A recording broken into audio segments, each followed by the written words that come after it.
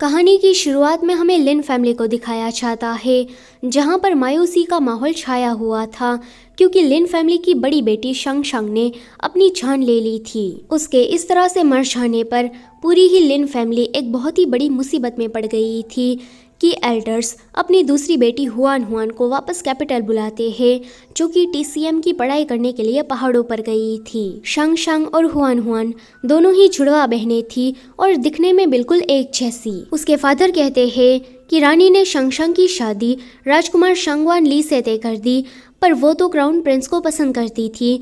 अब वो रानी के फरमान के खिलाफ भी नहीं जाना चाहती थी और ना ही क्राउन प्रिंस के अलावा और किसी से शादी करना चाहती थी, इसलिए उसने ये कदम उठा लिया। ये सुनकर हुआन हुआन कहती है कि तो आप ये चाहते हैं कि मैं शंग शंग बनकर उस राजकुमार शंगवान ली से शादी करूं? मैं ये नहीं करूंगी। फादर कहते हैं कि तुम्हें ये करना ही होगा क्योंकि हम लोग रानी के फरमान के खिलाफ नहीं जा सकते, वरना हम सभी को मौत की सजा हो जाएगी। आगे हुआन हुआन राजकुमार शंगवान ली से शादी करने के लिए मान गई थी। अभी इनकी शादी हो रही थी कि वो याद करती है कि किस तरह से लिन फैमिली के मेंबर्स और वहाँ पर काम करने वाले नौकर टोटल 30 लोगों ने उसके सामने भीख मांगी थी कि वो राजकुमार से शादी कर ले, वरना इन सभी को मार दिया जाएगा। शादी के बाद वो कहती है कि मेरा पति अभी तक आया क्यों नहीं, वो आने में देर लगाए यही अच्छा है। मैं एक टीसीएम की डॉक्टर हूँ और मैंने ये बेहोशी का पाउडर खुद से बनाया है। ऐसा करती हूँ कि वाइन में ही इस बेहोशी के पाउडर को मिला देती हूँ ताकि मुझे उसके साथ रात गुजारनी ना पड़े। वहीं राजकुमार शंगवान ली को पता लगता है कि शंग शंग है उसकी तो मौत हो गई है एंड अभी जो लड़की उसकी दुल्हन बनकर आई है वो तो कोई बहरूपिया है, फेकू है। यहाँ हुआन हुआन ने उस बेहोशी के पाउडर को अपने लिप्स पर लगा दिया था ताकि जब वो उसे किस करने आए तो बेहोश हो जाए। तभी ही वहाँ पर शंगवान ली आता है। जब वो उसे देखता है कि सोचता है कि ये तो दिखने में बिल्कुल शंग शंग जैसी है, पक्का मास्क पहनकर आई होगी। वो उसके और भी ज्यादा क्लोज आकर सोचता है कि इसने तो मुखौटे को काफी अच्छे से बनाया है, मैं अब भी इसे एक्सपोज करता हूँ। हुआन हुआन सोच रही थी कि ये खड़ूस चेहरे वाला मुझे इस तरह से क्यों देख रहा है, ये मेरा पहली बार है और मुझे नहीं पता कि सुहागरात के दिन पर क्या करते हैं। शंगवान ली जैसे ही मास्क को निकालने चाहता कि वो जोर से चिल्ला देती है कि तुम ये क्या कर रहे हो। वो सोचता है कि तो ये रियल है। अगले सीन में वो उससे पूछता है कि बताओ तुम कौन हो, कि वो कहती है कि मैं लिन फैमिली की दूसरी बेटी हुआन हुआन हूँ। शंग शंग और मैं दोनों ही जुड़वा बहनें हैं। देखो रानी के फरमान के खिलाफ जाने की हिम्मत तो कोई नहीं करता। शंग शंग मर चुकी है, अब तुम किसी मरे हुए से तो शादी नहीं करोगे, इसलिए तुम्हें मुझे ही झेलना होगा और इस सच को छुपाए रखने में मेरी मदद करनी होगी। कमरे के बाहर से ये दोनों ही नौकर आपस में बातें कर रहे थे कि हमने तो वाइन में लव पॉइजन मिला दिया है, फिर कुछ हो क्यों नहीं रहा, इतना सन्नाटा क्यों है। वहीं रानी अपने बेटे क्राउन प्रिंस से बात कर रही थी कि मैंने तुम्हारी लवर शंग शंग की शादी जानबूझकर शंगवान ली से तय कर दी। देखो वो लड़की तुम्हारे लायक नहीं, लिन फैमिली काफी ज्यादा कमजोर है, वो लोग हमारे किसी भी काम नहीं आने वाले। मैं तुम्हारी शादी किसी पावरफुल फैमिली की लड़की से कराऊंगी जो कि सियासी मामलों में तुम्हारी आगे चलकर मदद कर सके। यहाँ पर क्राउन प्रिंस जिसकी वजह से शंग शंग ने अपनी जान ली, वो बस अपनी माँ की हाँ में हाँ मिलाए जा रहा था। अगले दिन वो नौकर सिची इन दोनों की ताकत बढ़ाने के लिए अलग अलग सूप बनाकर लाया था क्योंकि कल रात इसे कमरे में से कोई भी आवाज सुनने को नहीं मिली। शंगवान ली ये देखकर उसे डांटता है कि अगर आगे से ऐसा किया तो मैं तेरी टांगे तोड़ दूंगा, जल्दी से इसे अपना रूम दिखा दो और इसका सामान उसी में ही शिफ्ट कर दो। कि सिची कहता है कि योर हाइनेस आप शादी के बाद अलग अलग रहने वाले हैं। कि हुआन हुआन कहती है कि अच्छा किया बता दिया, मैं भी तुम्हें यही कहने वाली थी, लेकिन अपने रूम में आने के बाद गुस्सा करती है कि ये मेरे साथ एक ही रूम में क्यों नहीं रहना चाहता, क्या मैं कोई जानवर हूँ, वैसे ये रूम काफी बड़ा है, अकेले रहने में मजा आएगा। फिर वो सोचती है कि मुझे अपनी नकली मौत का नाटक रचाकर किसी भी तरह से यहाँ से भागना होगा क्योंकि मैं इस राजकुमार के साथ इस तरह से तो नहीं रह सकती। रात में शंगवान ले कबूतर के आने का इंतजार कर रहा था। काफी देर इंतजार करने के बाद वो सीचे से कहता है कि वो मैसेज भेजने वाला कबूतर अभी तक वापस आया क्यों नहीं। वहीं हुआन हुआन हुआन इस कबूतर को पकाने के बाद मसाला डालकर उसे खा रही थी कि उसके हाथ वो लेटर लग जाता है जिसमें लिखा था कि मिलिट्री में कोई ड्रग्स बेच रहा है। तभी ही वहाँ पर शंगवान ली आकर उस लेटर को छीनकर उसे कहता है कि आगे से सियासी मामलों में पढ़ने की कोशिश मत करना, वरना तुम्हारी लिन फैमिली तो गई समझो। कल हमें इंपीरियल फैमिली से मिलने जाना है, तो कल तुम अपनी जबान को अच्छे से संभाल कर यूज करना, ज्यादा चूं चै मत करना। उसके जाने के बाद हुआन हुआन कहती है कि ये खड़ूस बंदर कहीं का जब भी मिलता है डांट कर चला जाता है, कभी कुछ अच्छा नहीं बोल सकता। अगले दिन ये दोनों राजा रानी से मिलने के लिए गए थे। चाइना में पुराने जमाने में शादी के अगले दिन चाय की रस्म होती है, जहाँ पर दुल्हन अपने पति के पेरेंट्स को चाय पिलाती है। तो अभी बस यही रस्म चल रही थी। यहाँ पर क्राउन प्रिंस भी था, जो कि हुआन हुआन को शंग शंग समझकर एक ही टस घूरे जा रहा था। राजा उसकी तारीफ करते हैं कि मैंने सुना कि लिन फैमिली की शंग शंग आर्ट्स, कैलीग्राफी, म्यूजिक में काफी अच्छी है। ये सुनकर वो थोड़ा डर जाती है और सोचती है कि किस बीमारी के लिए कौन सी दवाई देनी है, मुझे बस इतना ही आता है। अगर इन लोगों ने मुझे अभी डांस करने को कहा तो मैं तो पकड़ी जाऊंगी। हालांकि ऐसा कुछ होता नहीं। आगे ये दोनों राजा रानी से मिलने के बाद अपने घर की तरफ आ रहे थे, जहाँ पर वो उसे पूछती है कि अगर शंग शंग क्राउन प्रिंस को पसंद करती थी तो फिर रानी ने उसकी शादी तुमसे क्यों तय कर दी। शंगवान ली कहता है इसीलिए क्योंकि तुम्हारी लिन फैमिली बहुत ही ज्यादा कमजोर है। वो कहती है अगर तुम्हारी शादी किसी पावरफुल फैमिली की बेटी से हुई होती तो तुम पक्का राजगद्दी के लिए क्राउन प्रिंस से झगड़ा करते, इसलिए रानी ने सोच समझकर तुम्हारी शादी मुझसे करा दी ताकि तुम उसके बेटे से आगे चलकर राजगद्दी के लिए फाइट ना कर सको।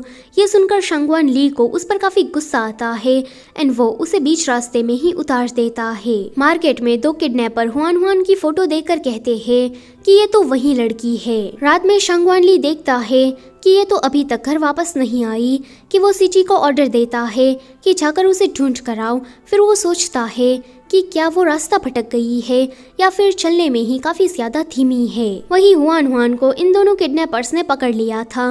वो उससे कहती है कि जल्दी से बताओ मुझे पकड़ने के तुम्हें कितने पैसे मिले। कि ये दोनों कहते हैं कि 20 चांदी की मोहरें। वो कहती है कि क्या बस इतना ही, अब मैं इतनी ज्यादा सस्ती भी तो नहीं। देखो मेरा पति बहुत ही ज्यादा अमीर है, वो तुम्हें 200 चांदी की मोहरें देगा, बदले में तुम्हें मुझे जाने देना होगा। कि ये दोनों कहते हैं कि हमने एक बार जिसे सुपारी ले ली फिर हम उनसे वफादार रहते हैं, हम तुम्हें नहीं जाने देंगे, मगर पैसों के आगे कौन सी वफादारी। अगले दिन ये किडनैपर शंगवान ली के घर आता है। सिची उसे कोई भिखारी समझकर दरवाजा बंद कर देता है कि ये दोबारा दरवाजे को खटखटाता है। वो सिची को एक लेटर देते हुए कहता है कि हम किडनैपर्स को तो आजकल कोई सीरियसली लेता ही नहीं। सिची शंगवान ली के पास आकर इस लेटर को रीड करता है, जिसमें हुआन हुआन ने लिखा था कि मैं तुम्हारी वाइफ, इन लोगों ने मुझे किडनैप कर लिया है, 200 चांदी की मोहरें देकर मुझे बचा लो। ये सुनकर शंगवान ली बस एक हल्की सी स्माइल कर देता है। अगले सीन में हुआन हुआन के पास ये छोटा सा चांदी का टुकड़ा था। वो इसे देखकर कहती है कि एटलीस्ट मुझे किडनैप करने वाला भी अच्छा था, उसने मेरी कीमत 20 चांदी की मोहरें लगाई, पर यह शंगवान ली तो इससे भी ज्यादा गया गुजरा निकला। पर कोई नहीं, मुझे सट्टा खेलना अच्छे से आता है, मैं अपने पैसे खुद दूंगी। कि ये दोनों कहते हैं कि ओके। अगले सीन में ये लोग कसिनो में गए थे। वहां जाकर इस छोटे से चांदी के टुकड़े के जरिए वो लोग गेम खेल रहे थे, मगर पहले ही दांव में हार जाते हैं। किडनैपर काफी गुस्से से कहते हैं कि बचा कुचा चांदी का टुकड़ा भी हाथ से गया, क्यों ना हम इसे ही बेच दे। कि हुआन हुआन कहती है कि देखो मुझे पता है कि मैं काफी एक्सपेंसिव हूँ, पर मुझे बेचना तुम्हारे लिए ठीक नहीं रहेगा। तभी ही कसिनो में किसी अंकल की तबीयत अचानक से ही खराब हो जाती है। हुआन हुआन तो एक डॉक्टर थी, जिस वजह से वो जल्दी से बीमारी का पता लगाकर उस अंकल को ठीक करती है। होश में आने के बाद वो अंकल हुआन हुआन को काफी सारा थैंक यू कह रहे थे और आज उसने जितने भी पैसे जीते थे वो सभी उसको दे देते हैं। दूर से शंगवान ली ये सब कुछ देख रहा था। वो कहता है कि देखकर लगता नहीं कि ये किडनैप हुई है, मैं तो यहाँ हीरो की तरह एंट्री मारते हुए इसे बचाने आया था। सिची कहता है कि ये तो अच्छा है ना कि मैडम अपनी प्रॉब्लम को खुद से सॉल्व करना करना जानती है कि वो कहता है कि इस कसीनो को बंद कर दो वरना ये दोबारा यहाँ पर आएगी और सट्टा खेल खेल कर बिगड़ जाएगी। अगले सीन में हुआन हुआन वापस से किडनैपर्स के घर पर चली गई थी, जहाँ पर पैसे मिलने के बाद ये तीनों ही लोग मजे से हॉटपॉट खा रहे थे। शांगवान ली अभी भी उस पर नजर रखे हुए था। बाहर बहुत ही ज्यादा ठंड थी, जिस वजह से ये दोनों ही काफी सिकुड़ रहे थे। हुआन हुआन इन दोनों से ही कहती है कि मैं एक डॉक्टर हूँ, मुझे पैसे कमाने चाहिए अपनी मेडिकल स्किल की मदद से, वरना घर में मुझे कोई पूछेगा ही नहीं, उल्टा मेरी बेइज्जती करेगा। आखिर में मेरी भी कोई सेल्फ रिस्पेक्ट है। ये सुनकर शांगवान ली को उस पर गुस्सा आता है एंड वो वहाँ से चला जाता है। अगली सुबह ये दोनों किडनैपर्स हुआन हुआन को नाश्ते में स्पाइसी चिकन देते हुए कहते हैं कि अब से तुम हमारी बॉस हो, तुम जो भी काम हमें करने को कहोगी हम वो करेंगे। हुआन हुआन कहती है कि तो तुम दोनों मुझे अपनी टोली में शामिल करना चाहते हो, मैं तुम्हारी उस्ताद और तुम दोनों मेरे चेले। अब मैं तुम्हारी तरह चोरी डकैती और किसी को किडनैप तो नहीं करने वाली। कि ये दोनों अपने सारे जमा किए हुए पैसे उसे देते हुए कहते हैं कि हम लोग इससे बिजनेस शुरू करेंगे। तुम काफ़ी टैलेंटेड हो तो हमें यकीन है तुम पर कि तुम हमारे पैसे नहीं डुबाओगी। इतने सारे पैसों को देखकर हुआन हुआन कहती है कि चलो एक दवाखाना खोलते हैं। अगले सीन में इन सारे पैसों से इन लोगों ने एक जगह खरीद ली थी, जहाँ पर ये लोग अपना नया हॉस्पिटल बनाने वाले थे। ये दोनों ही काफ़ी खुश हो रहे थे कि हम तो हुआन हुआन की मदद से अब काफ़ी ज़्यादा अमीर हो जाएंगे।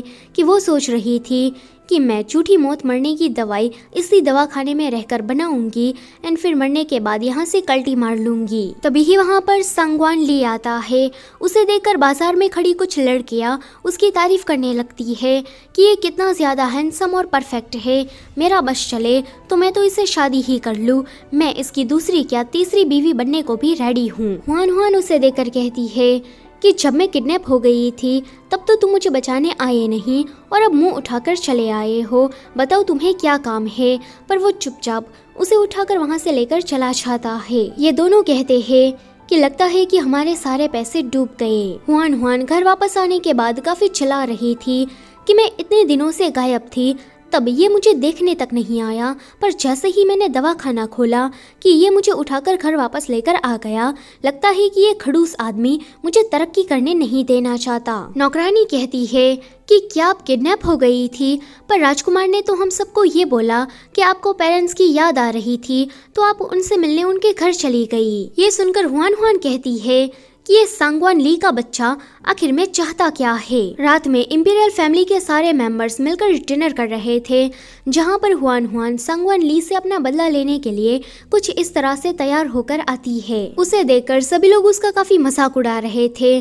जनरल की बेटी साउ, जो कि सांगवान ली को मन ही मन में पसंद करती थी, हुआन हुआन को इस तरह से रेडी होते हुए देखकर उसे बिल्कुल भी अच्छा नहीं लगता एंड वो उसे टोंट मारने लगती है। हुआन हुआन भी पीछे नहीं हटती, वो भी उसके साथ झगड़ा कर रही थी। वहाँ खड़े सभी लोग जाओ की ही साइड ले रहे थे, कोई भी हुआन हुआन की तरफ नहीं था। ये देखकर वो सांगवान ली से मदद मांगती है कि तुम इन सभी को चुप कराओ। सांगवान ली कहता है कि झगड़ा तुमने शुरू किया था तो मैं तुम्हारे पक्ष में क्यों कुछ बोलूं। हुआन हुआन कहती है कि अगर तुम्हें मेरी मदद नहीं करनी तो कोई बात नहीं, मैं अपनी मदद खुद से कर सकती हूँ। वो दोबारा जैसे ही साउ से झगड़ा करने चाहती कि वहाँ पर क्राउन प्रिंस आ जाता है। हुआन हुआन इतना ज्यादा बेकार तैयार हुई थी, मगर फिर भी वो उसकी तारीफ कर रहा था उसे शंग शंग समझकर। अब ये चीज शांगवान ली से देखी नहीं चाहती, वो जेलसी में आकर ही उसे सभी लोगों के सामने किस कर देता है। डिनर खत्म हो जाने के बाद शांगवान ली क्राउन प्रिंस से कह रहा था कि शंग शंग अब मेरी वाइफ है तो आगे से तुम उसे दूर रहना। कि क्राउन प्रिंस कहता है कि भले ही वो तुम्हारी वाइफ हो मगर वो पसंद तो मुझे करती है। शांगवान ली कहता है कि तुम जल्दी ही राजा बनने वाले हो तो तुम अपने काम पर ध्यान दो ना, इस तरह से दूसरों की बीवियों पर गंदी नजर डालना कोई अच्छी बात नहीं है। वहीं हुआन हुआन सोच रही थी कि इसने मुझे सभी लोगों के सामने किस किया, इसकी इतनी हिम्मत। अगले सीन में वो उसका हाथ पकड़कर घर वापस लेकर आ रहा था, जहाँ पर वो उसे पूछती है कि क्या तुम मुझे पसंद करते हो, क्या इसी वजह से तुमने मुझे किस किया। वो कहता है कि नहीं, मैंने तो बस मजे लेने के लिए ये सब कुछ कर दिया, तुम इस बात को ज्यादा सीरियसली मत लेना। और एक बात, आगे से उस क्राउन प्रिंस से तुम दूर रहना, उससे बात भी मत करना। कि वो कहती है कि देखो वो खुद चलकर मेरे पास आया था। मैं उससे बात नहीं कर रही थी कि वो कहता है कि जो भी हो, पर आगे से उसे मिलने मत जाना, बदसूरत औरत। ये सुनकर हुआन हुआन को काफी गुस्सा आता है कि इसने मुझे बदसूरत औरत कहा। ये आदमी हर बार मुझे सुनाकर चला जाता है और मैं कुछ भी नहीं बोल पाती। वहीं रानी माँ क्राउन प्रिंस से बात कर रही थी कि मेरे जासूसों ने मुझे बताया कि वो सांगवान ली अंदर ही अंदर मंत्रियों को अपनी तरफ कर रहा है। बाहर से तो वो ऐसा दिखाता है कि उसे राजगद्दी में कोई इंटरेस्ट नहीं, पर अंदर ही अंदर में वो राजगद्दी के लिए तुमसे फाइट करने की फिराक में है। उस सांगवान ली को तो मुझे मजा चखाना होगा, उसे उसकी औकात याद दिलानी होगी। अगले दिन सांगवान ली अपनी चोट पर दवाई लगा रहा था क्योंकि रानी माँ ने उस पर हमला करवाया था, जिससे वो बच गया था। हुआन हुआन उससे बात करने के लिए उस तरफ आ रही थी कि शांगवान ली को इस तरह से देखकर थोड़ा शर्मा जाती है। शांगवान ली उसे देखकर कहता है कि तुम इस तरह से मेरे रूम में क्यों आई हो, कि वो बताती है कि मुझे रोज ही दवाखाने में काम करने जाना है ताकि मैं कुछ पैसे कमा सकूं, तो मैं इसी बात की परमिशन मांगने तुम्हारे पास आई हूँ। वो मना करता है कि तुम नहीं जाओगी, मेरे पास बहुत सारे पैसे हैं, तुम्हें पैसे कमाने की कोई जरूरत नहीं है। वो इस बात को लेकर उसे कन्विंस करने की कोशिश कर रही थी कि इस चक्कर में ये दोनों एक दूसरे के काफी क्लोज आ जाते हैं। शांगवान ली सोचता है कि ये दिखने में इतनी ज्यादा खास भी नहीं, फिर भी मेरी हार्ट बीट इतनी ज्यादा तेज क्यों चल रही है, शायद ये खून की कमी की वजह से हो रहा है। वहीं हुआन हुआन सोच रही थी कि ये दिखने में सच में काफी हैंडसम है। वेल, इस नैन मटक्का के चक्कर में कब शांगवान ली हुआन हुआन को दवाखाने जाने की परमिशन दे देता है पता ही नहीं चलता। आगे हुआन हुआन तो वहां से चली गई थी, पर शांगवान ली बस उसी के ही बारे में सोचे जा रहा था। वो उसके दिमाग से निकल ही नहीं रही थी कि वो कहता है कि क्या मैं पागल हो गया हूँ। ये दोनों सोच रहे थे कि हमारा क्या होगा, हमारे पैसे तो डूब गए, अब हमारे पास फूटी कौड़ी भी नहीं है, क्यों ना हम इस दवाखाने को कसीनो बना दे, कि तभी ही वहाँ पर हुआन हुआन आती है और इन दोनों की पैसे कमाने की उम्मीद भी फिर से जाग जाती है, मतलब कि ये दोनों खुश हो जाते हैं। लेकिन फिर से यहाँ पर मायूसी का माहौल छा जाता है क्योंकि काफी देर हो गई थी और इनके यहाँ एक पेशेंट भी नहीं आया था। हुआन हुआन कहती है कि लगता है कि हमें अपने दवाखाने की अच्छी तरीके से पब्लिसिटी करनी होगी।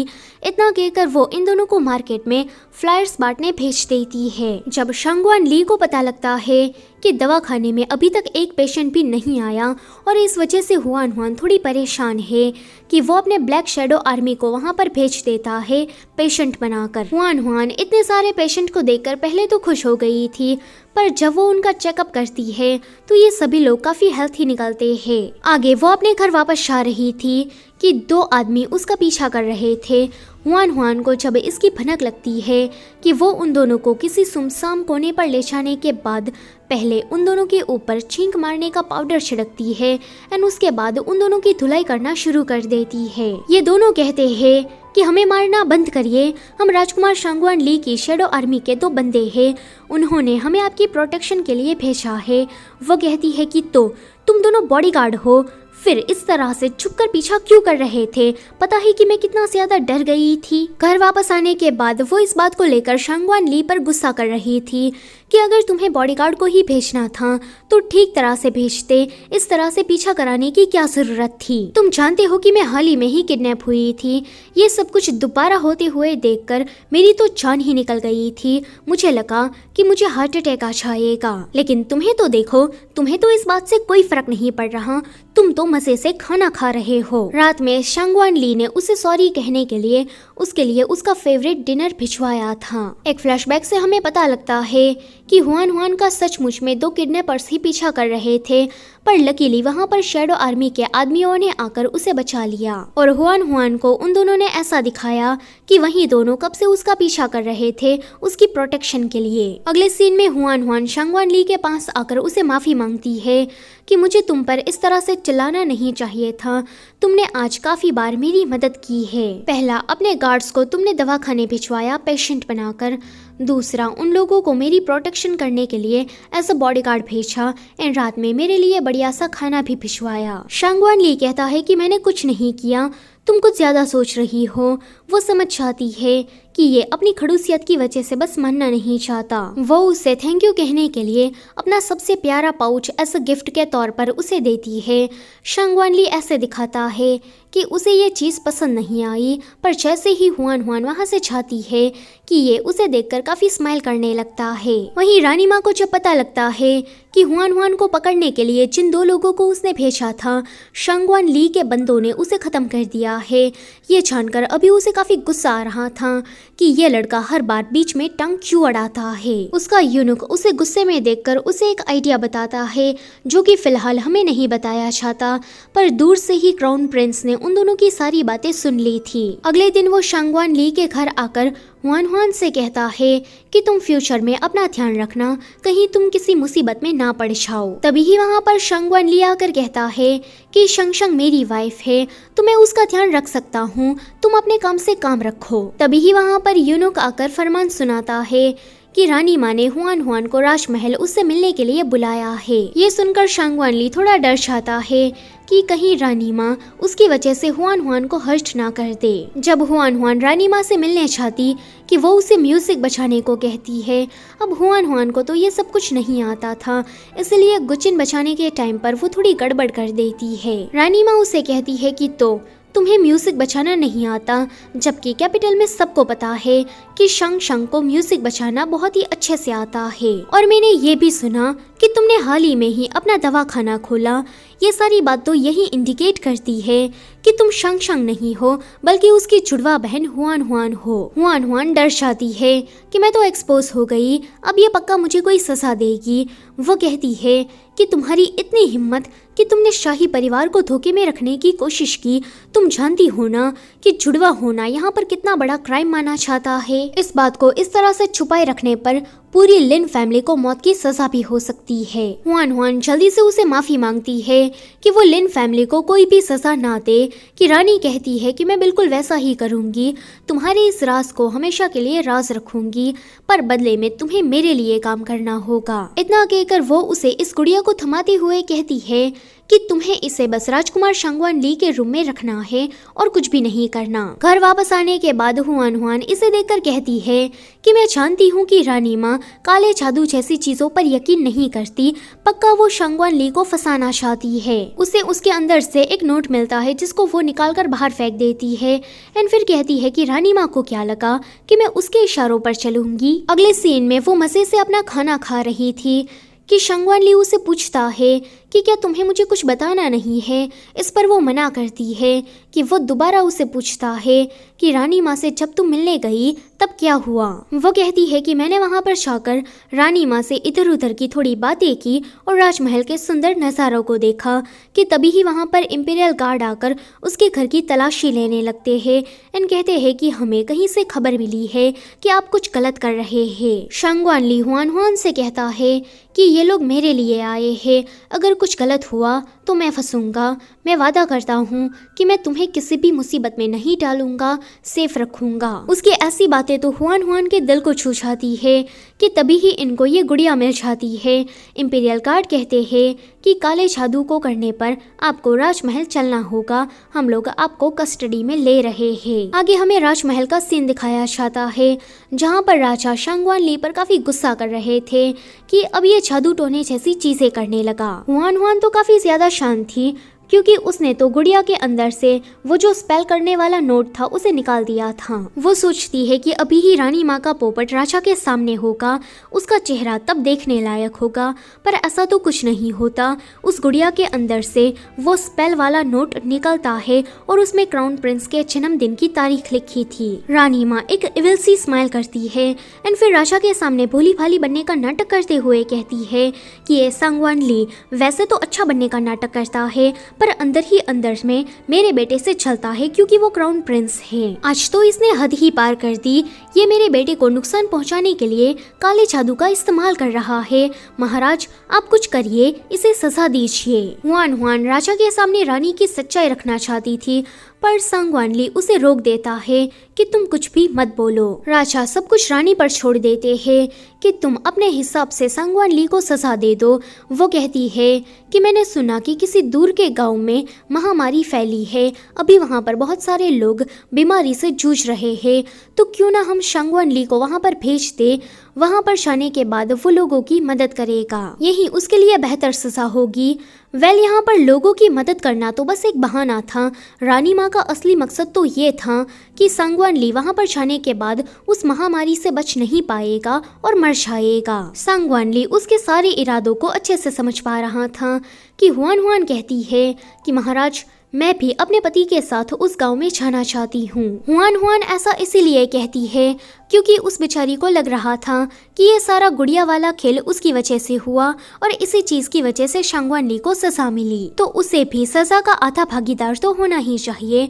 राजा और सांगवानली उसे मना करते हैं कि तुम उस गांव में मत जाओ, पर ये रिक्वेस्ट कर रही थी कि राजा मान जाते हैं। अगले सीन में क्राउन प्रिंस रानी के पास आकर उसे कहता है कि आपने शांग को उस गाँव में क्यों जाने दिया, उस महामारी का कोई इलाज नहीं, मेरी शांग वहाँ पर जाकर मर जाएगी। रानी माँ कहती है कि हे भगवान, कैसा नालायक बेटा पैदा किया है मैंने, वो अपनी मर्जी से वहाँ मरने गई है, मैंने उसे नहीं बोला था। अभी तुम क्राउन प्रिंस की जिंदगी को काफी अच्छे से जी रहे हो, तो उस पर ही ध्यान दो, ज्यादा लड़की के चक्कर में मत पड़ो। वापस घर आने के बाद हुआन हुआन देखती है कि सांगवानली तो उसे कुछ पूछ नहीं रहा, इसलिए वही सारा सच उसे सामने से बता देती है कि रानी माँ ने मुझे धमकी दी जुड़वा बहनों को लेकर, इसलिए मैंने ये सारा गुड़िया वाला नाटक किया। पर मैं कसम खाकर कहती हूँ कि मैंने उस नोट को निकाल दिया था, पर वापस से वो नोट उस गुड़िया में कैसे आ गया। सांगवानली उसे कहता है कि मेरे शैडो आर्मी ने मुझे ये बात पहले से ही बता दी। दरअसल में मेरे मेंशन में रानी माँ की कुछ नौकरानियाँ काम करती है जो कि उसे वफादार है, उन्हीं लोगों ने गुड़िया को वापस से बदल दिया था। वो कहती है कि अगर तुम्हें सच का पता था तो तुम्हें राजा के सामने उस रानी की पोल खोल देनी चाहिए थी। इस पर वो कहता है कि तुम कैपिटल में रहकर थक नहीं गई, चलो गांव में थोड़ा घूम फिर कर आते हैं। हुआन हुआन कहती है कि तो सारा सच पता होने के बावजूद भी तुमने ये सब कुछ होने दिया क्योंकि तुम्हें उस महामारी वाले गांव में रहने जाना था। मैं तो सच में बुद्धू हूँ, तुम्हारी ट्रिक्स में मैं तो फंस गई। वो उस पर गुस्सा होकर वहाँ से चली जाती है कि सिची आकर उसे कहता है कि महाराज, आप सचमुच में बदल गए हैं। पहले आप बहुत ही ज्यादा खड़ूस हुआ करते थे, आपके दिल में क्या है आप ये बात किसी को भी नहीं बताते थे, लेकिन मैडम के आने के बाद आप थोड़े बदल गए, आप हर चीज को लेकर सेंसिटिव हो गए। पर ये चीज इम्पोर्टेंट नहीं है, जो चीज मायने रखती है वो ये है कि आपको प्यार हो गया है, इस वजह से आप बदल गए। इतना कहकर वो प्यार के बारे में भाषण देने लगता है कि सांगवानली कब वहाँ से चला जाता है उसे पता ही नहीं चलता। अगले दिन ये दोनों गांव में जाने के लिए निकल जाते हैं, जहाँ पर सांगवानली उससे कहता है कि अगर तू मेरे साथ गांव में नहीं आना चाहती तो मैं राजा से बात कर सकता हूँ। इस पर वो कहती है कि नहीं, मैं गांव में आकर लोगों की मदद करना चाहती हूँ, आफ्टर ऑल मैं एक डॉक्टर हूँ। जब ये दोनों उस गांव में पहुँचते हैं कि वहाँ का नया मैजिस्ट्रेट उनका वेलकम करने आया था, वो बताता है कि यहाँ के जो पुराने मैजिस्ट्रेट थे वो काफी बूढ़े थे और इस महामारी के चलते चल बसे। हुआन हुआन तो उसे ज्यादा बात करना चाहती थी, पर सांगवानली को इस नए मैजिस्ट्रेट पर थोड़ा शक होता है, इसलिए वो हुआन हुआन को ज्यादा बात करने से रोकता है। अगले सीन में वो इन सभी गांव वालों का इलाज कर रही थी, किसी को फीवर था तो किसी को कफ था। वापस अपने कमरे में आने के बाद वो सांगवानली को बताती है कि मैंने देखा कि ये सारे लोग काफ़ी ज़्यादा हेल्थी और हट्टे कट्टे हैं, मगर फिर भी ये लोग झूठ बोल रहे थे कि मुझे फीवर हो गया, मुझे कफ है। सांगवानली कहता है कि यहाँ पर कुछ तो गड़बड़ है। रात में ही ये दोनों अपना भेस बदलकर गांव में देखने चले जाते हैं, जहाँ पर एक फैमिली सीरियसली बीमार थी। वो छोटी बच्ची हुआन हुआन को बताती है कि यहाँ पर मेरे अड़ोस पड़ोस में सभी लोगों को हमारे जैसी ही बीमारी है। इन सभी का चेकअप करने के बाद हुआन हुआन सांगवानली से कहती है कि इनको कोई महामारी नहीं हुई है, यानी कि इस गांव में कोई महामारी फैली नहीं है, बल्कि इन लोगों को तो जहर दिया गया है। ये सुनकर सांगवानली अपना दिमाग लगाता है और कुएं के पानी का सैंपल लेकर आता है, क्योंकि उसे लग रहा था कि ज़रूर किसी ने पानी में ही जहर मिला दिया होगा, जिसको पीने के बाद यहाँ के गांव वाले बीमार पड़ गए। अभी हुआन हुआन उस पानी में से जहर को आइडेंटिफाई करने की कोशिश कर रही थी कि आखिर में ये जहर कौन सा है। काफी मेहनत करने के बाद उसे इस जहर के बारे में थोड़े बहुत क्लू मिल जाते हैं। अभी वो शांगवान ली को इसके बारे में बता रही थी कि तभी ही उसके पेट से गुड़गुड़ की आवाज आती है। ये देखकर शांगवान ली बस एक स्माइल कर देता है एंड फिर उसके लिए अपने हाथों से नूडल्स बनाता है। जब वो उसे टेस्ट करती है तो ये खाने में बहुत ही ज्यादा डिलीशियस थे। वो कहती है कि राजकुमार, मुझे पता नहीं था कि आपको इतना ज्यादा अच्छा खाना भी बनाना आता है। कि वो कहता है कि जल्दी से खाना खत्म करो, क्योंकि इस जहर को ढूंढने के बाद अब तुम्हें इसका एंटीडोट भी बनाना है। अगली सुबह शांगवान ली कुछ केसेस को रीड कर रहा था, जो कि उसका काम है। जब हुआन हुआन उसे इस तरह से काम करते हुए देखती है कि वो कहती है कि ये काम करते हुए कितना ज्यादा अच्छा लगता है। वो उसे पूछता है कि क्या तुमने दवाई बनाने के बारे में कुछ सोचा। कि वो उसे एक नुस्खा बताते हुए कहती है कि मुझे इन सारी जड़ी बूटियों को ढूंढने जंगल में जाना होगा। अगले सीन में वो सिची के साथ उन सारी जड़ी बूटियों को ढूंढने के लिए जंगल में चली गई थी। जब ये दोनों रात में वापस आते हैं कि शांगवान ली इनको जख्मी हालत में मिलता है। रानी ने इस पर चुपके से हमला करवा दिया था। हुआन हुआन देखती है कि शांगवान ली को जो तीर लगा है उसमें तो जहर लगा हुआ है। अब शरीर में ज्यादा जहर ना फैल जाए, इसलिए वो जल्दी से मुंह से उस जहर को निकालती है। अगले सीन में सिची आकर कहता है कि आप सच में महान डॉक्टर है। मेरे महाराज का फीवर तो चला गया, अब वो बिल्कुल ठीक है। पर हुआन हुआन के लिप्स को देखकर वो थोड़ा डर जाता है। दरअसल में हुआन हुआन के लिप्स पर वो जहर लग गया था। अगले सीन में वो शांगवान ली को देखने आई थी। अभी वो देख रही थी कि इसका तो नाक, कान, जॉलाइन सब कुछ अच्छा है कि तभी ही वो उठ जाता है। अभी वो एक ही टस उसके लिप्स को देखे जा रहा था कि वो थोड़ा नर्वस होकर कहती है कि तुम्हारी मदद करने के चक्कर में ही ये हुआ है। शांगवान ली अभी बहुत ही इमोशनल हो गया था। वो उसे कुछ कहने चाहता है कि मैं तुमसे, कि वो डर के मारे जोर से चिल्लाती है कि तुम बीमार हो तो ऊपर ही सो जाओ, मैं नीचे सो जाती हूँ। वो जल्दी जल्दी अपना बिस्तर लगाकर वहाँ पर सो जाती है। अभी उसकी हार्ट बीट काफी ज्यादा तेज चल रही थी, जिसको शांगवान ली भी देख पा रहा था। अगले दिन वो मैजिस्ट्रेट इनसे मिलने के लिए आता है। ये रानी माँ के लिए काम करता है। शांगवान ली को इस तरह से अच्छे से देखकर वो सोचता है कि कल तो इस पर हमला हो गया था ना। शांगवान ली और हुआन हुआन की बातें सुनकर वो समझ जाता है कि मेरा भंडा फूट गया है। मैंने ही जहर को पानी में मिलाया था ताकि लोग बीमार पड़ जाए। मैजिस्ट्रेट तो यहाँ से भागने की कोशिश कर रहा था कि ये लोग उसे पकड़ लेते हैं। शांगवान ली उससे पूछता है कि बताओ तुम्हारा मास्टरमाइंड कौन है, क्योंकि तुम्हें देखकर लगता नहीं कि तुम इतनी बड़ी प्लानिंग भी कर सकते हो। वो मैजिस्ट्रेट रानी माँ का नाम लेने वाला था कि कोई हमलावर आकर उसे मारकर वहाँ से भाग जाता है। वेल शांगवान ली को पता था कि ये पक्का रानी माँ का ही काम होगा, पर उसे तो ये मैजिस्ट्रेट ऐसा एक गवाह के तौर पर चाहिए था। शांगवान ली सिची को ऑर्डर देता है कि राजा को इस मैजिस्ट्रेट के बारे में रिपोर्ट कर दो कि इसी ने ही गांव वालों को जहर दिया, बाकी यहाँ पर कोई महामारी नहीं फैली है। रानी माँ को जब पता लगता है कि उसका चेला मैजिस्ट्रेट अब जिंदा नहीं रहा, कि उसे शांगवान ली पर काफी गुस्सा आता है कि मैं तुम्हें नहीं छोड़ूंगी। अगले दिन यहाँ गांव में चैन इचिंग नाम का एक डॉक्टर आता है, जिसको राजा ने वहाँ पर भेजा था शांगवान ली की मदद करने के लिए। अभी ये दोनों इसी बारे में बात कर रहे थे। शांगवान ली यहाँ की सारी सिचुएशन उस नए डॉक्टर चैन इचिंग को समझा रहा था। चैन इचिंग को जब पता लगता है कि हुआन हुआन एक डॉक्टर है और यहाँ पर आकर लोगों की मदद कर रही है और उसने उस जहर का एंटीडोट भी बनाया है, कि वो कहता है कि आपकी वाइफ पक्का काफी टैलेंटेड होगी, मैं उससे मिलना चाहता हूँ। ये सुनकर वो थोड़ा सोच में पड़ जाता है। शायद ये लड़का चैन इचिंग इस कहानी का सेकंड में लीड है। आगे हुआन हुआन चैन इचिंग से मिलती है तो यहाँ पर हमें पता लगता है कि वो डॉक्टर नहीं बल्कि इस इलाके का नया मैजिस्ट्रेट है। वो उसकी तारीफ करती है कि तुम दिखने में काफ़ी गुड लुकिंग हो, कि वो कहता है कि दिखावे से कोई फ़र्क नहीं पड़ता, बंदे में बात होनी चाहिए। वैसे मैं तो तुम्हारी मेडिकल स्किल को देखकर तुमसे इम्प्रेस हो गया। फिर वो उसे उस एंटीडोट के बारे में पूछता है कि वो उसे सारा प्रोसेस समझाने लगती है कि उसने उस जहर के बारे में किस तरह से पता लगाया और उसके बाद उसकी दवाई बनाई। दूर से ये दोनों छिपकर उसकी बातें सुन रहे थे। सिची कहता है कि चैन इचिंग सिर्फ दिखने में ही हैंडसम नहीं बल्कि पढ़ने लिखने में भी काफ़ी ज़्यादा अच्छा है। इसने इंपीरियल एग्जाम में टॉप किया है। शंगवान ली थोड़ा जेलस होकर कहता है कि कोई भी जेंटलमैन इस तरह से किसी शादीशुदा औरत के साथ हंस हंस कर बातें नहीं करता।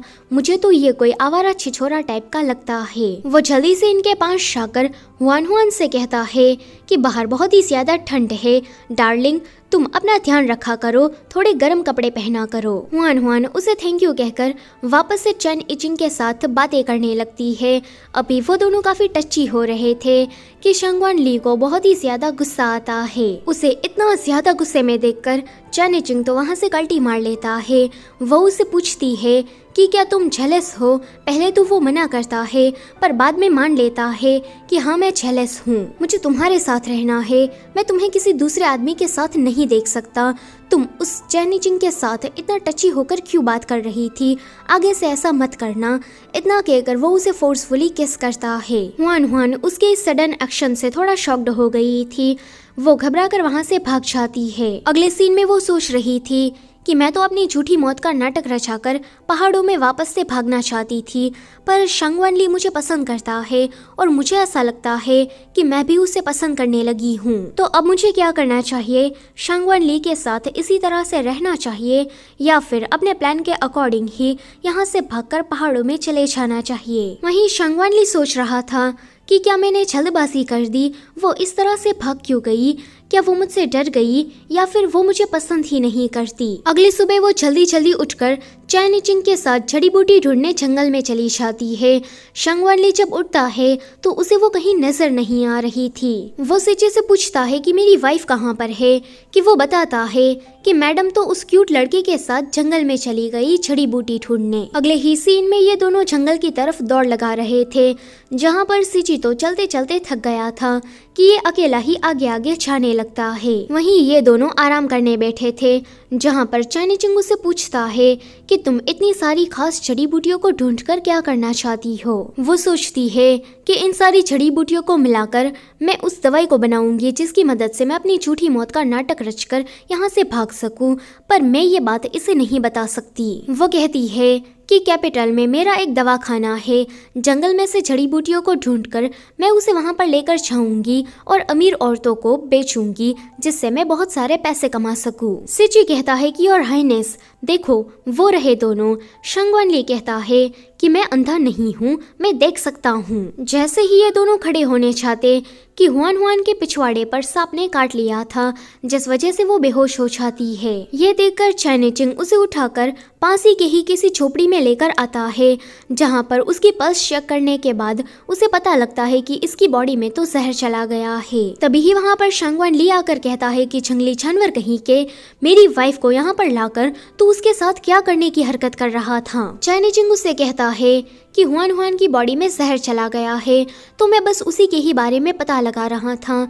ये सुनकर वो इन दोनों को ही बाहर भेज देता है एंड खुद से ही उस जहर का पता लगा रहा था। थोड़ी ही देर में उसे पता लग जाता है कि हुआन हुआन के पिछवाड़े पर तो सांप ने काट लिया है, कि बाहर से चैन इचिंग चिल्लाता है कि तुम्हें जल्दी से उस जहर को सक करके बाहर निकालना होगा वरना उसकी मौत भी हो सकती है। शंगवान ली ये सुनकर थोड़ा घबरा जाता है कि मैं उस जगह पर ऐसी हरकतें कैसे कर सकता हूँ, कि दोबारा चैन इचिंग चिल्लाता है कि तुम्हें जल्दी से चूस कर उस जहर को निकालना होगा वरना जहर पूरी बॉडी में फैल जाएगा। शंगवान ली कहता है कि हुआन हुआन डोंट वरी, मैं तुम्हारी पूरी रिस्पॉन्सिबिलिटी लूंगा।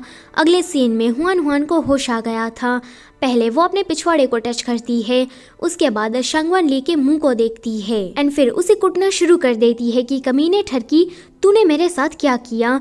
कि वो कहता है कि तुम्हें सांप ने काट लिया था तो मैं तो बस जहर निकाल रहा था। अगले सीन में ये सभी लोग मिलकर खाना खा रहे थे, जहाँ पर चैन इचिंग बार बार हुआन हुआन से उसका हालचाल पूछ रहा था। कि ये देखकर सिची उसे कहता है कि चलो ना चैन इचिंग, बाहर तारे देखने चाहते हैं। कि वो मना करता है कि मुझे नहीं देखने। वो वापस से हुआन हुआन से बातें करने लगता है कि सिची उसे उठाकर बाहर लेकर चला जाता है ताकि इन दोनों को प्राइवेसी मिल सके। शंगवान ली कहता है कि हुआन हुआन मैं तुम्हारी पूरी जिम्मेदारी लूंगा। तुम्हारी बहन शंग शंग वो हर चीज में अच्छी थी, काफी ज्यादा टैलेंटेड थी, दिखने में काफी ब्यूटीफुल, नोबल और एलिगेंट। तुम उसकी तरह नहीं हो, तुम थोड़ी बदसूरत हो। इतना कहकर वो जैसे ही उसकी तारीफ करने चाहता कि उससे पहले ही हुआन हुआन उसे मारकर बाहर भगा देती है। बाहर आने के बाद ये कहता है कि मैं भी यहाँ पर तारे देखने ही आया हूँ। अगले दिन वो ठीक से चल नहीं पा रही थी कि वो उसे उठा लेता है। वो उससे कहती है कि तुम मुझे नीचे रखो, मैं चल सकती हूँ, पर वो कहता है कि बस ऐसे ही रहो, मैंने तुमसे कहा था ना कि मैं तुम्हारी जिम्मेदारी लेना चाहता हूँ, तो मैं इस बात के लिए काफी सीरियस हूँ। जब ये लोग वापस आते हैं कि वहाँ पर क्राउन प्रिंस हुआन हुआन से मिलने के लिए आया था और ये दोनों किडनैपर्स भी दरअसल में शुरुआत में क्राउन प्रिंस ने ही 20 चांदी की मोहरें इन दोनों को दी थी ताकि वो लोग हुआन हुआन को किडनैप कर सके। ये दोनों पूछते हैं कि बॉस आपके पिछवाड़े को क्या हुआ, कि वो बताती है कि मुझे सांप ने काट लिया। ये दोनों कहते हैं कि उस सांप की आंखें तो काफी तेज है, अच्छी जगह पर वार किया। हुआन हुआन कहती है कि तुम दोनों बकवास करना बंद करो और तुम लोग यहाँ पर उस क्राउन प्रिंस के साथ क्यों आए हो। कि ये दोनों कहते हैं कि ये कहानी काफी लंबी और दुखद है। बॉस आपके जाने के बाद कैपिटल में हम आपका इंतजार कर रहे थे। पूरे 17 दिन ऐसे ही बीत गए थे। हमें उम्मीद नजर नहीं आ रही थी कि दवा खाने का क्या करे, बेच दे या फिर कसिनो बना दे। तभी ही वहाँ पर क्राउन प्रिंस आए और उसने हमें ढेर सारे पैसे दिए। वैसे बॉस क्राउन प्रिंस तो आपको बचपन से ही पसंद करते आ रहे थे, पर आपने इस चिकने राजकुमार शांगवन ली के चक्कर में आकर उसे धोखा दे दिया। आपने ये बिल्कुल ठीक नहीं किया। कि वो कहती है कि क्राउन प्रिंस ने चंद पैसे तुम्हें क्या दे दिए, तुम तो उनकी साइड हो गए। वहीं क्राउन प्रिंस शांगवन ली से कह रहा था कि शंग की मुझे बहुत ही फिक्र हो रही थी कि गांव में उसके साथ कुछ गलत ना हो जाए, इसलिए मैं यहाँ पर उसे देखने आया हूँ।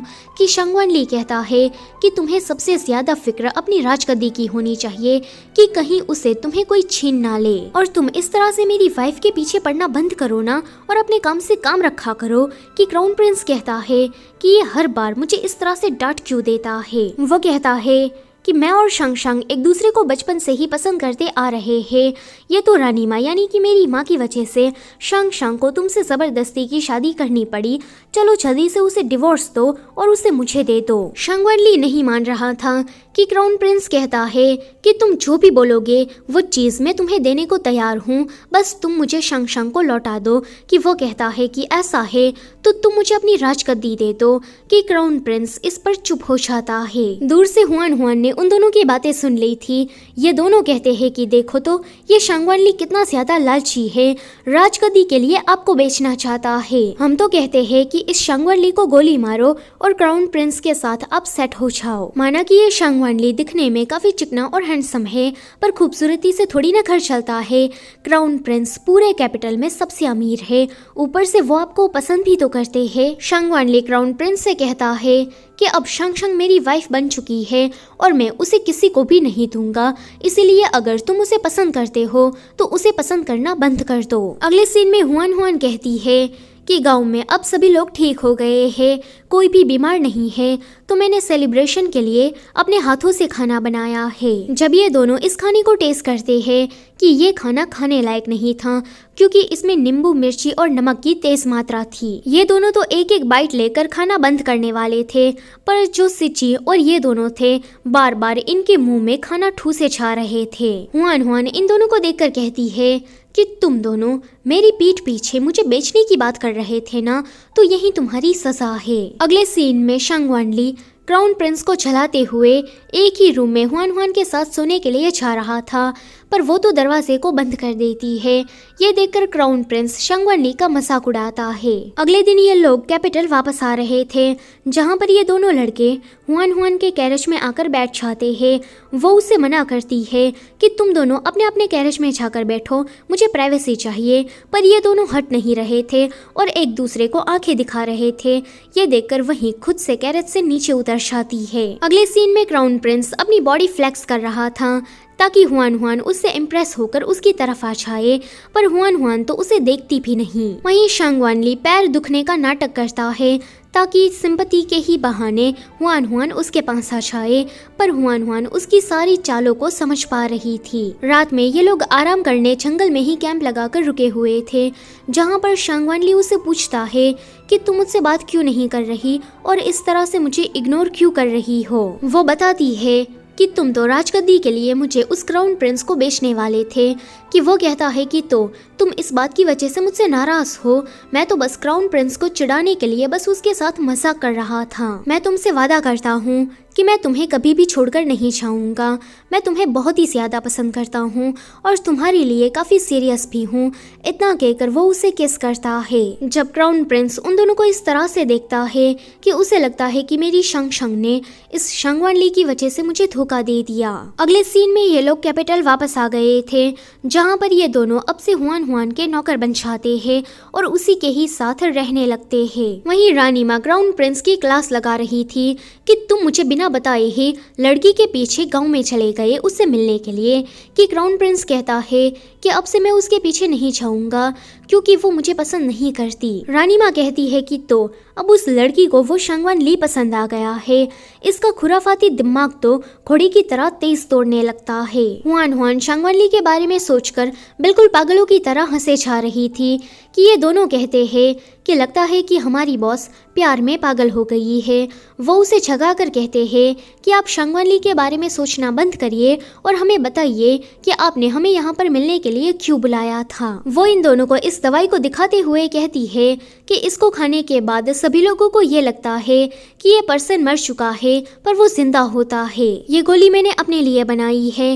मैं झूठी मौत मर के यहाँ से भागना चाहती हूँ। कि ये दोनों कहते हैं कि क्या शंगवान ली आपको अच्छे से ट्रीट नहीं करता। वो कहती है कि नहीं, ऐसी बात नहीं है। मैं उसे पसंद करती हूँ, वो भी मुझे पसंद करता है, पर मैं उसके साथ एक ही जगह पर स्टक नहीं होना चाहती। मैं दुनिया घूमकर एक बहुत ही बड़ी फेमस और अमीर डॉक्टर बनना चाहती हूँ जिस पर पूरे देश को नाज हो। मेरा यही सपना और गोल है। वहीं शंगवान ली राजा से मिलने गया था।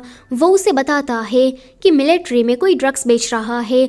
जब मैं उस गांव में गया तो वहाँ का जो पुराना मैजिस्ट्रेट था जिसकी मौत हो गई, उसके गले पर एक अजीब प्रकार का निशान था और मुझे पता लगा कि ऐसा तो पूरा एक ग्रुप है जिसको कंट्रोल रानी माँ करती है। राजा को ये सुनकर थोड़ा गुस्सा आता है।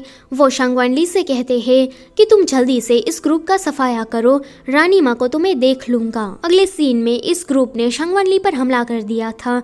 वो लोग आज तो उसे मारने ही वाले थे कि सही टाइम पर ब्लैक शैडो आर्मी आकर उसे बचाती है और इस ग्रुप के सभी मेंबर्स को अरेस्ट कर लेती है। आज हुआन हुआन का जन्मदिन था कि शंगवान ली ने इसके लिए काफ़ी तैयारियां की थी, पर वो तो अपना बर्थडे भूल गई थी क्योंकि बचपन से ही वो पहाड़ों पर रही। कभी भी उसने अपना जन्मदिन सेलिब्रेट नहीं किया तो उसे याद नहीं था। ये सब कुछ जानने के बाद शंगवान ली उसे वादा करता है कि मैं हर साल तुम्हारा जन्मदिन इसी तरह से धूमधाम से सेलिब्रेट करूंगा। ये सुनकर वो थोड़ा खुश हो जाती है कि ये तीनों दूर से उसे देख रहे थे। सिची कहता है कि देखना पक्का आज रात ये दोनों साथ में गुजारेंगे। आगे शंगवान ली ने उसके लिए फायरवर्क्स प्रिपेयर किए थे जिसको देखकर वो काफ़ी खुश हो जाती है और शंगवान ली उसे खुश देखकर खुद भी खुश हो जाता है।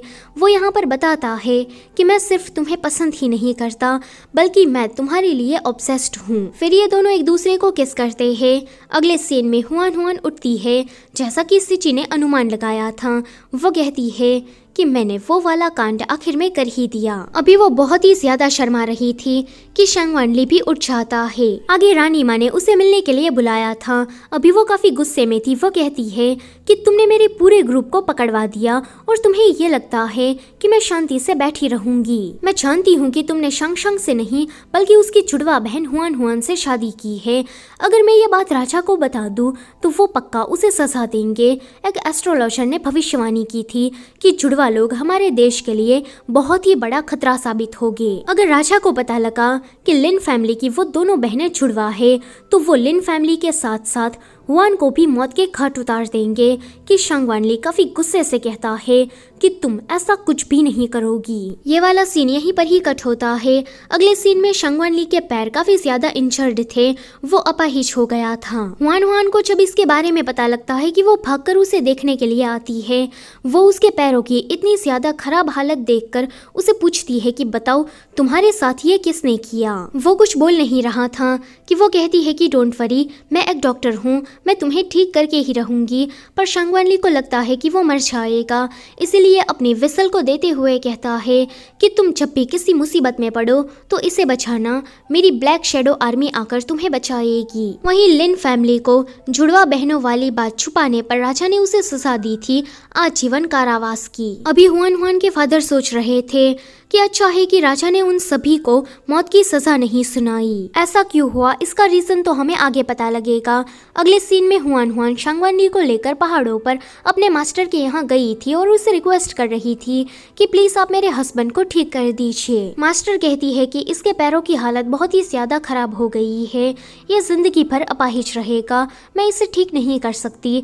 पर हुआन हुआन बार बार उसे रिक्वेस्ट किए जा रही थी, उसके सामने भीख मांग रही थी कि शांगवानली उसे देखकर कहता है कि हुआन हुआन प्लीज रुक जाओ। अगले दिन ये लोग कैपिटल वापस आ गए थे, जहाँ पर जनरल की बेटी सौ की मदद से हुआन हुआन को पता लगता है कि उसकी लिन फैमिली को जिंदा रखने के लिए शांगवानली ने अपने पैरों का सेक्रीफाइस कर दिया, वरना राजा तो इस जुड़वा बहनों वाली बात को छुपाने के लिए पूरी लिन फैमिली को मौत की सजा सुनाने वाले थे। ये सब कुछ जानने के बाद हुआन हुआन को काफी बुरा लगता है कि शांगवानली ने ये सब कुछ उसके लिए किया। वहीं राजा रानी से कह रहे थे कि मैं तुम्हें काफी पसंद करता था, इसलिए तुम्हारे सारे कारनामों को मैंने नजरअंदाज किया।